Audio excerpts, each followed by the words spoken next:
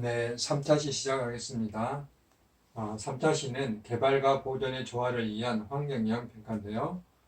사진에 보시는 것이 부산의 해운대에 있는 누리마루죠. 얼마 전에 아셈 회의도 있었고, 여러 가지 국제회의가 진행되는 곳인데, 그 건너편에 보시면 높은 빌딩도 있고, 또 부산대교도 있고 그러죠. 이런 그 개발들이 이루어지면서 여러 가지 자연과 조화라든지 환경 용량이라든지 이런 문제들이 있는데요. 이런 것들을 총괄해서 다루고 있는 것이 환경영향 평가다라고 이야기를 할 수 있습니다. 얼마 전에 이 경부 고속철도 KTX가 다닌 것이죠. 도룡뇽이 받았습니다. 그러니까 도룡뇽이 정부를 고발한 거죠. 도룡뇽을 원고로 내세워서 경부고속철도 공사 중지 가처분 소송을 낸 사건이 2003년도에 있었는데요. 그 도룡뇽은 꼬리칠의 도룡뇽입니다. 좀그 희귀종까지는 아니어도 좀 귀한 그 도룡뇽이라 할 수 있습니다. 그래서 이것은 이제 그 경상도에 가면은 그 양산시에 첨성산이라는 곳이 있어요. 여기에는 많은 계곡과 물이 흐르고 있죠. 낙동강이고요. 많은 계곡과 12개 계곡과 12개의 늪, 습지죠. 특히 이제 화엄늪과 밀반늪 이런 그 생태적 가치가 높은 곳이 있었기 때문에 요것이 이제 이 KTX를 위해서 고속철도 터널을 뚫게 되면 이렇게 지하수가 빠져나와서 습지가 마르게 되어 도룡뇽의 서식지가 잃게 될 것이다 하는 것이 이제 소송의 사유예요. 보시면 이제 이 스님이 이 여러 가지 때문에 이렇게 그 단식도 하시고 그랬었습니다. 그래서 이제 2006년도에 최종적으로 대법원에서 판정이 났는데 이제 공사는 계속하는 걸로, 그리고 도룡뇽은 소송을 할 지위가 없다라고 이제 소송 대상자로 인정하지 않았습니다. 자연물은 사람이 아닌 자연물은 소송을 할 수가 없다는 걸로 결론이 났고, 정밀 조사 결과 환경에 큰 영향이 없는 것으로 이렇게 나타났고요. 그렇게 됨으로써 도롱뇽은 소송의 대상자로 인정되지 않아서 이제 공사를 진행하게 된 것이죠. 그래서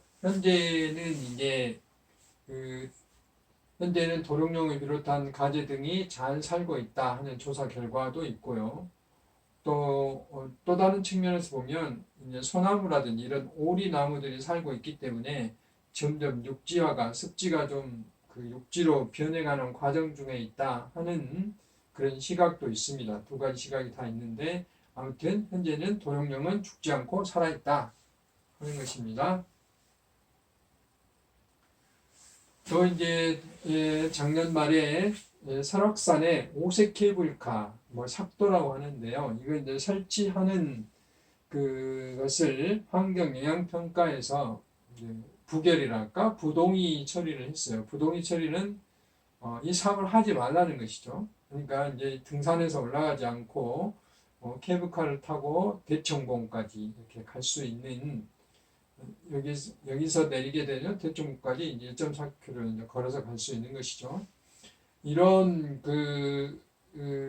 케이블카를 설치하겠다고 이제 강원도에서 신청을 했는데 환경영향평가 과정 중에 이 세 가지가 문제가 돼서 부동의 처리를 했어요.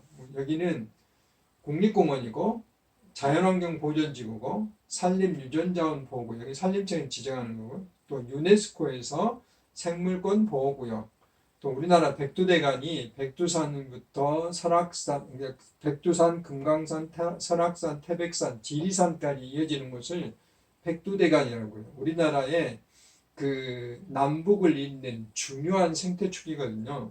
여기서부터 많은 강들이 흘러나오고 이렇기 때문에 수많은 야생 동식물들이 살 수 있는 공간인데 설악산도 여기에 속하죠.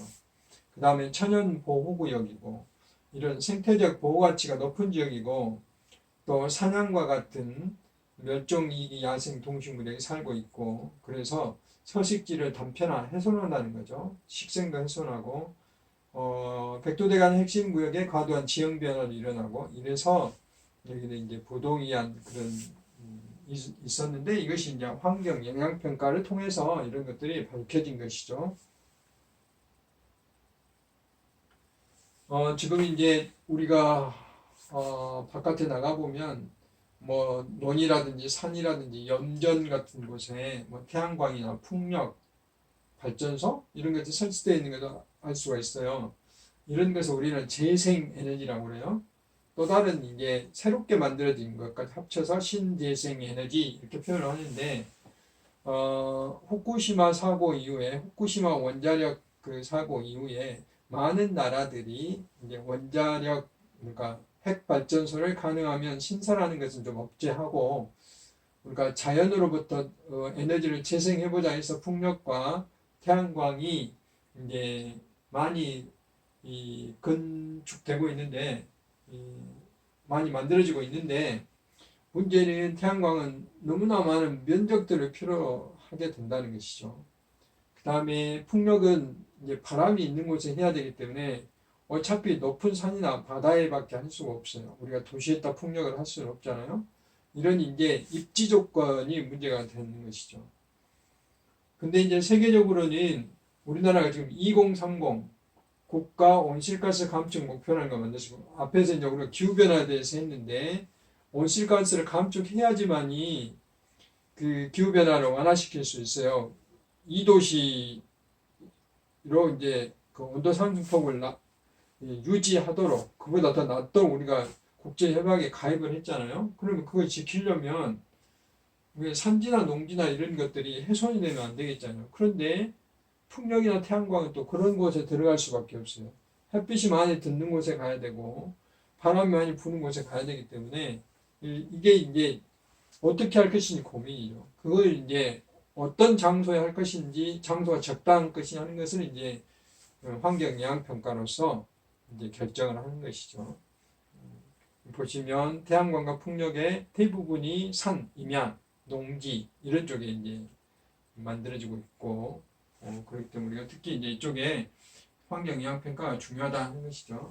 그래서 풍력 발전 과연 좋기만 한가? 오염이 없는가? 오염은 없죠. 우리가 흔히 말하는 대기 오염을 일으키는 요소는 없습니다. 그렇죠. 풍력도 이제 겨죽파 소음이라고 해가지고 우리가 뭐 윙윙윙윙 이게 계속 반복되는 것. 소음이 크지는 않지만 계속 반복되는 이게 또 굉장히 그 신경을 건드리는 그런 영향이에요. 이제 그런 것이 좀 있고 그 다음에 되게 이제 그 산의 능선부에 만들어야 되기 때문에 생태축을 단절시키고 생태 민감 지역 이런 것을 훼손시킬 수 있기 때문에 이런 데는 이제 설치할 수 없도록 이렇게 만든 것이죠. 그래서 이제 이런 여러 가지 그 제약 조건들을 잘 검토하고 그런 것을 훼손되지 않도록 어떤 평가를 하는 게 환경 영향 평가다라고 이제 이야기를 할 수가 있어요. 그래서 이제 되도록이면 육상보다는 산보다는 이제 바다로 가게 된 것이 자연스럽게 바다는 바람도 많이 불고 방해 요인도 많이 없잖아요. 그래서 이제 바다에도 근데 꼭 좋은 것만 아니고 이런 것들을 고려해 봐야 돼요. 어민들이 이제 어장 피해를 훼손한다고 이제 여러 가지 우려를 표현하고 있고 또 철새들이 날아오다 이제 부딪힐 수도 있어요. 철새 이동이 많은 곳이 바다잖아요. 그래서 그 이동 당해. 또 이제 경관. 지금 이 사진은 제주도에 있는 곳인데 뭐 이것이 바다만 있는 것보다 또 아름답게 보일 수도 있겠지만 또 이제 자연 경관을 훼손할 수도 있는 것이고.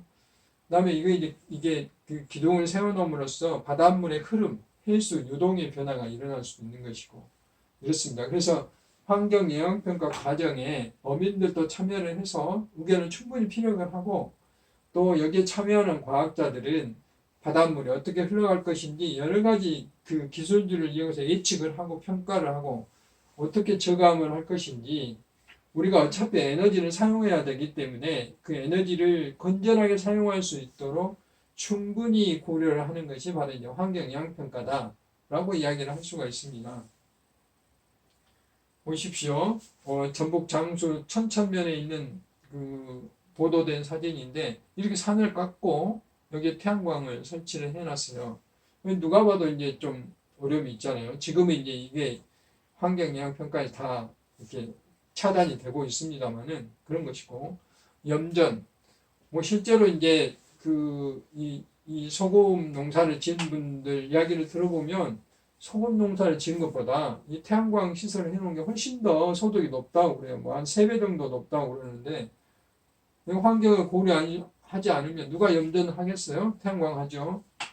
그래서 이런 것들은 꼭 이렇게 소득만 중요한 것이 아니기 때문에 바로 이제 태양광을 통해서 뭐 이런 곳은 태양광을 설치할 수 없도록 경사의 기준 25도였는데 15도 낮췄다든지 보조금 가중치를 뭐 축소했다든지 이마의 사용 허가를 기간을 조정했다든지 뭐 이런 것들이 이제 그렇게 되는 것이죠. 그래서 산지에 태양광을 했을 때 나무나 이런 것들 중요한 온실가스 흡수원이잖아요. 기후변화를 조절해주는 흡수원, 생물을 서식하는 거죠. 경관이 이루고 있는 것이고 또 이렇게 깎으면 산사태도 우려되는 것이고 이런 것들이 어떤 환경 문제가 있고 산에다 설치하면 어떻게 해야 되는 것들을 밝히는 게 이제 환경영향평가다라고 이제 이야기를 할 수 있습니다.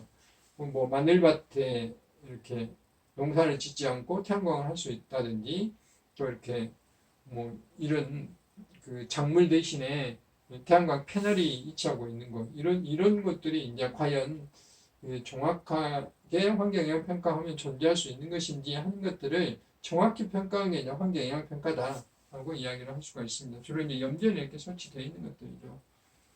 우리나라의 신재생 에너지의 그 발전 설비 용량을 보면 이게 태양광이 엄청나게 많죠. 712만 정도 그 용량이 되고요.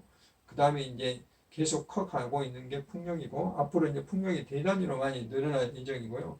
수력은 댐을 막아야 되기 때문에 뭐 그렇게 많이 늘릴 수가 없잖아요. 이게 굉장히 좋은 측면이긴 한데 근데 이제 또 댐을 만들면 또 댐에 대한 여러 가지 또 이제 문제도 발생할 수가 있는 것이죠.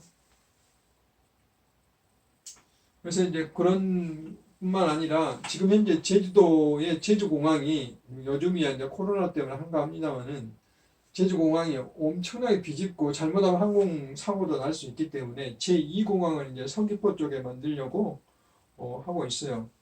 근데 그러려면 여기도 어떤 영향을 미치는지 철새한테는 문제가 없는지 또 여기 주변에 관광지에 문제가 없는지 이런 것들은 철새 도로지나 또 비행기가 뜨고 나르는데 이런 것들 전부 다 예측을 해서 환경영 예측을 해서 철새 이동의 방해 경관, 지형에 훼손되는지 생활환경, 특히 주변의 주민들한테 소음에는 어떤 영향이 있는지 이런 것들을 전반적으로 다 이렇게 검토하는 게 환경영향평가다라고 이야기를 할 수 있고 보면 공청회도 하고 있죠. 주민들한테 충분히 설명을 해서 의견을 듣고 조정을 하고 뭐 이륙의 그 방향을 바꾼다든지 이런 것들을 과학적으로 주민과 소통을 통해서 해나가는 게 환경영향평가 과정이라고 할 수 있습니다. 또 얼마 전에 이렇게 제주도에 울충한 비자림이 있는데 이게 이제 이 산을 이게 나무를 깎아내다가 보도가 돼서 한바탕 또 문제가 된 바가 있죠. 근데 이제 이것들은 환경영향평가에서 이게 충분히 걸러야 되는데 여기에 이제 시민단체나 시민들은 아니 여기에 팔색조라든지 이런 천연기념물인 황조롱이 희귀식물의 붓순나무 이런 것들이 위치하고 있는데 이런 게 환경영향평가에 제시가 되지 않았지 않느냐 하고 이제 또 문제 제기를 해서 뭐 공사는 현재 일시 중지되어 있지만은 환경영향평가가 부실이다라고 이제 이야기를 하고 있어요. 그래서 이런 종합적인 것들 그래서 현재는 이제 다시 정밀 조사를 하고 있지만은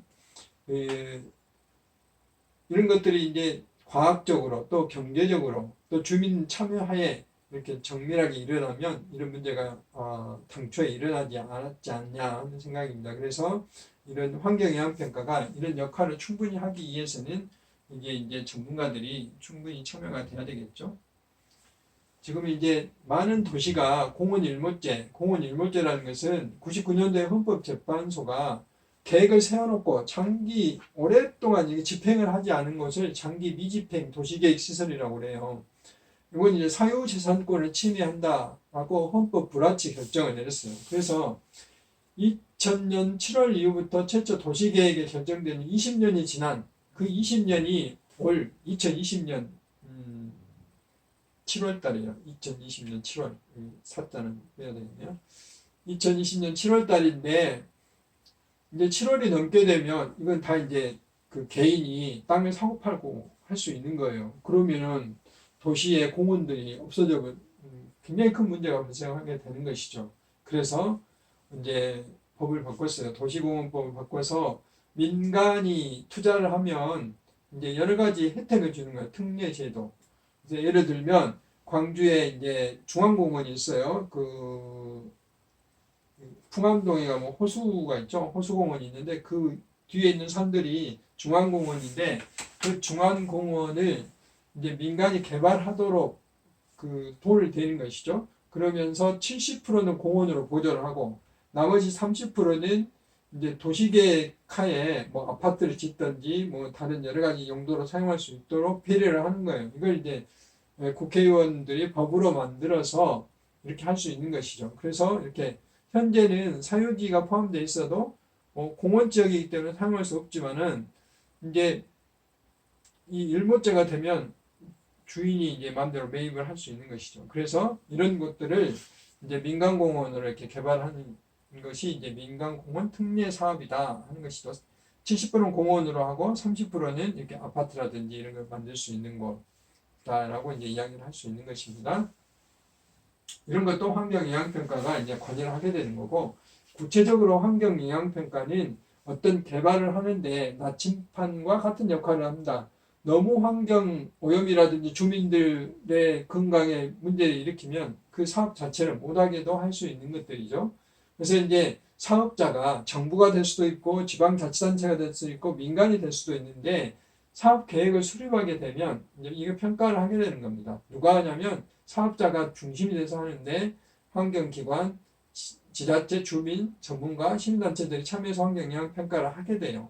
하게 돼서 제일 중요한 것은 환경영향 평가는 그런 일이 일어나지 않도록 사전에 예방하는 게 목적이에요. 그러려면 제일 중요한 게 현황 조사를 정확히 해야 되겠죠. 현재 여기에 무슨 나무가 살고 있고 어떤 새가 살고 있고 어떤 동물이 살고 있는가 정확히 알아야 되겠죠.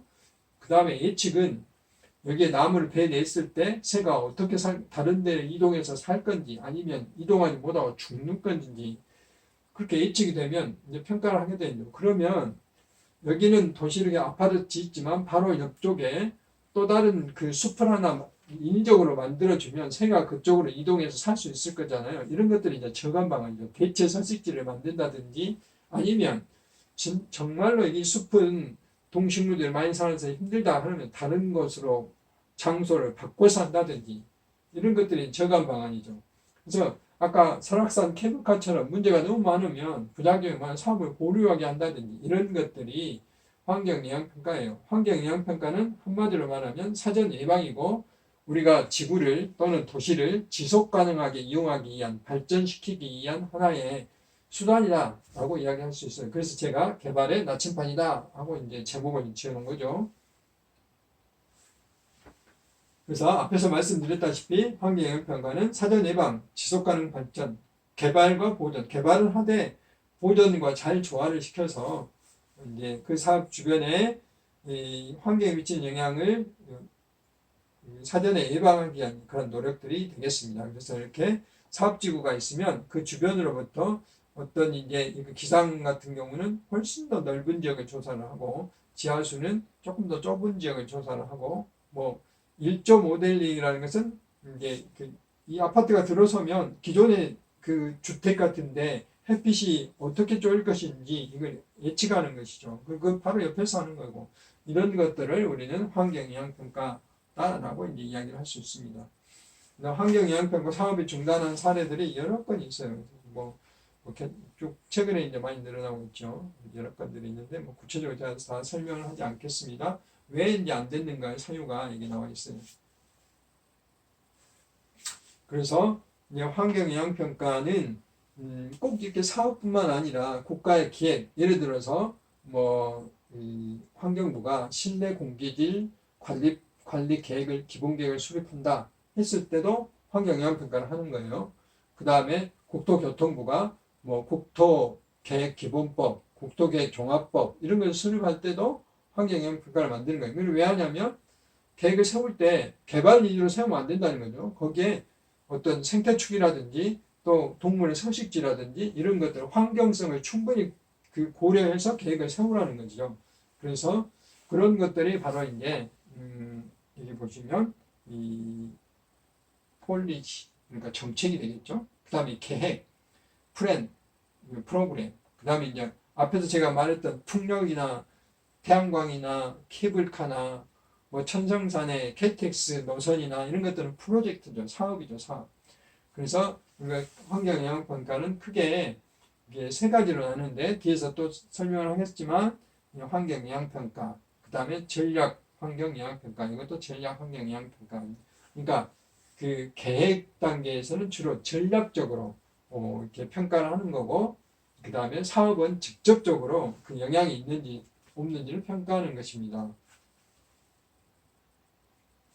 그 다음에 이제 환경영향평가는 앞에서 말씀드렸다시피 정책 결정이나 계획 수립 단계에서 하는 것을 전략 환경영향평가라고 그렇고, 그 다음에 이 환경영향평가는 규모가 크냐 작으냐에 따라서 소규모 환경영향평가, 그 다음에 규모가 큰 것은 환경영향평가. 뭐가 차이가 있냐면 소규모 환경영향평가는 그 조사라든지 예측 이런 게 상당 부분이 그 규모가 작기 때문에 생략을 해요. 그러니까 그 기간을 빨리 할 수 있는 것이죠. 그렇지만 규모가 큰 사업, 뭐 관광단지는 뭐 30만 제곱미터 이상, 도시계획 15만 제곱미터 이상 이렇게 고대한 것을 할 때는 환경영향평가를 해가지고 이제 그 다양한 그런 그 영향들을 고려를 하는 것이죠. 그래서 이렇게 환경영향평가는 세 가지로 구분이 된다 하는 것입니다.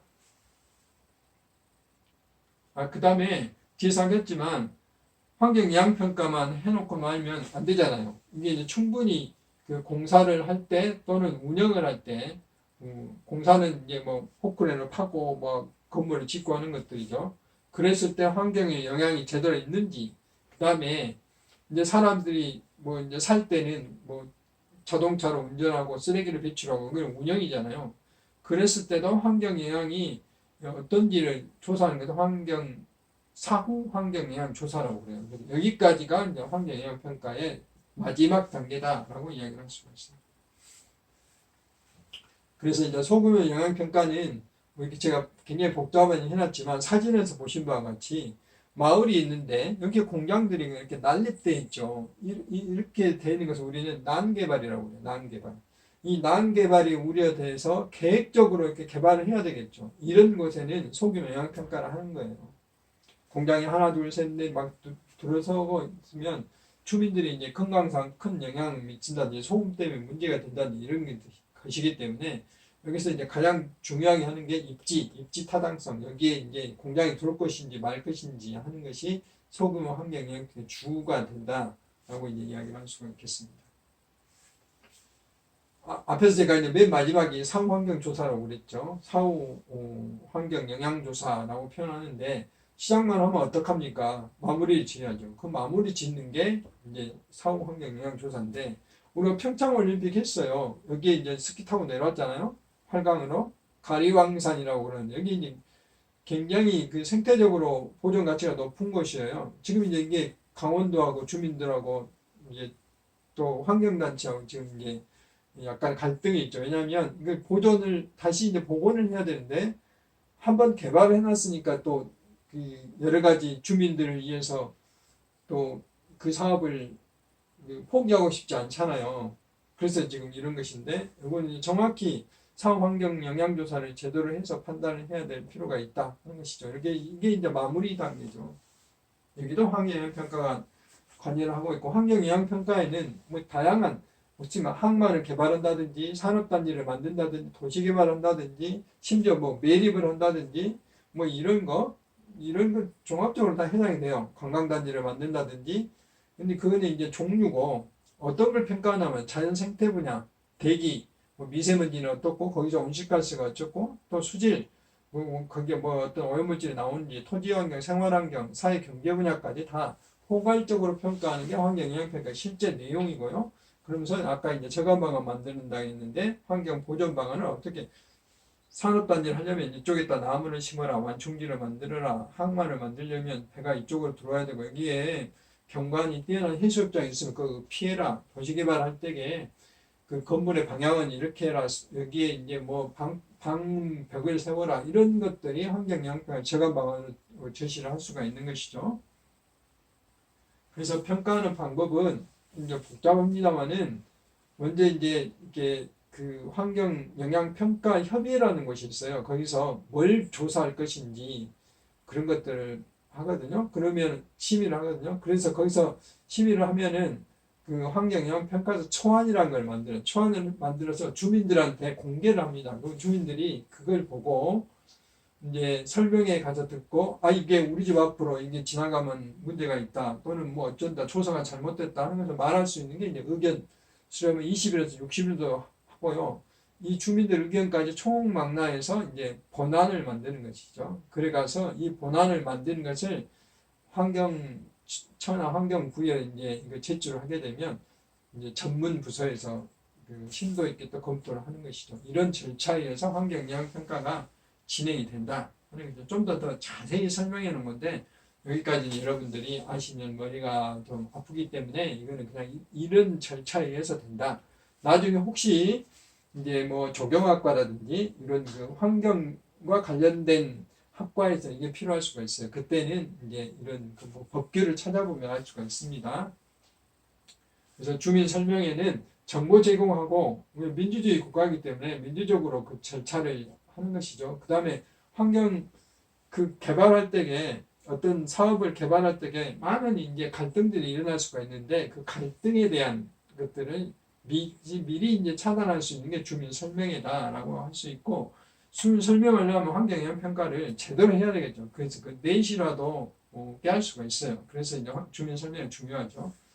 이제 하나의 예로 이제 위성으로 사진을 찍으면 뭐 여기는 뭐 숲이고 이건 도시고 이렇게 나오잖아요. 이런 것들을 우리는 토지 피복도라고 그래요. 뭐 시가 지역, 농업 지역, 산림 지역, 초지, 습지, 나지, 수역 이렇게 나눠볼 수 있는데 이런 것들 그러니까 현재 지구 표면에 우리나라의 지 표면의 상태를 표현하는 지도 이것을 이제 토지 피복도 이런 것들을 환경영향평가에 이용한다 하는 것을 이제 보여주기 위해서 제가 이렇게 예를 드는 거고 또 생태 자연도라는 걸 이용을 해요. 요건 여러분 인터넷에 이렇게 검색을 해볼 게 나오는데 이렇게 이제 생태 자연도에 뭐 여기가 어떤 것이고 뭐 어떤 1급 등은 2급이다 이렇게 나올 수 있는 거죠. 이런 것들은 여러 가지 동식물이나 그 식물, 지형, 생태계 이런 것들을 조사를 해가지고 지도를 우리나라 전 국토에 대해서 지도를 다 그려놓은 것이죠. 그래서 이런 사례들이 되겠습니다. 뭐 이제 환경영향평가 아무나 하면 안 되겠잖아요. 물론 이제 그 사업하는 사업자가 할 수 있어요. 그러니까 전문성이 없으면 못하기 때문에 이것을 대행해주는 업체를 만들어서 환경영향평가업에서 그런 일을 하는 거고 환경영향평가업에도 전문가인 환경영향평가사가 그 일을 하도록 되어 있어요. 국가 자격화되어 있는데 지금 현재는 의무 고용이 아니지만 내년 2021년 7월부터는 이제 환경영향평가업을 하게 되면 업자들은 이 환경영향평가를 의무적으로 고용해야 됩니다. 이분들이 이제 총괄, 프로젝트 조정자 이런 역할들을 하게 되겠습니다. 환경영향평가는 이제 우리나라에는 개념이 1977년 환경보전법이 만들어졌고 지금 이제 환경 분야의 헌법이라고 할 수 있는 게 환경정책기본법인데요. 이게 얼마 되지 않았어요. 1990년도에 이 법이 만들어졌고 이 법이 만들어진 이후에 이제 환경영향평가의 그 개념들이 이제 본격적으로 들어왔어요. 뭐 주민 의견 수렴이나 사무관 제도로 들어왔고요. 쭉 돼서 현재와 같이 아까 앞에서 제가 설명했다시피 환경영향평가가 전략환경영향평가, 소규모환경영향평가, 그 다음에 환경영향평가 이런 것들이 도입돼서 현재 이제 이런 상태로 유지가 되고 있습니다. 그래서 이번에 이제 3차 시에서는 환경영향평가가 어떤 것이고 주민들과의 갈등, 아까 천성산이라든지 뭐 설악산 케이블카라든지 이런 사례들에 대해서 환경영향평가가 왜 필요한지 제가 설명을 했고요. 그 개념이라든지 종류는 환경영향평가 중에 전략, 환경영향평가, 소규모 환경영향평가, 환경영향평가 세 가지로 나눈다고 했죠. 주민과 소통을 하기 위해서 설명회, 공고, 공람, 공청회를 한다고 그랬죠. 평가의 분야는 뭐 간단히 설명했지만 뭐 자연생태 분야, 생활환경 분야 뭐 이런 것들을 우리가 평가한다고 그랬죠. 평가에 이용되는 방법은 여러 가지가 있지만 이건 구체적으로 제가 뭐 설명을 하지 않았지만은 뭐 예측하고 또 평가하고 저감 방법들을 만든다. 평가의 전문가는 환경영향평가사가 한다 하는 것에 대해서 이번 시간에 제가 여러분들하고 함께 했습니다. 7차 시의 3개의 주제에 대해서 하시느라고 고생을 하셨고요.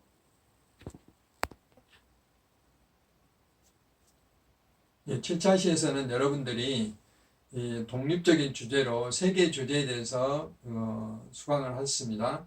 1차 시에서는 광주천의 여러 가지 기능과 그 다음 비저 모형원에 대해서 여러분과 함께 했고요. 2차 시에서는 우리가 라돈에 대해서 구체적으로 어디서 발생하고 저감 방안에 대해서 했었고, 마지막 3차 시에서는 우리가 많은 개발 사업을 하는데 어떻게 보존해야 될 것인지 그 수단이 환경영향평가다에 대해서 3개의 독립주제로 여러분과 함께 했습니다. 앞으로 8차 시에서 수돗물에 대해서 알아보도록 하겠습니다. 여러분 장시간 동안 대면 강의 듣느라고 고생을 하셨고요. 앞으로 8차 시에서 계속 하도록 하겠습니다. 수고하셨습니다.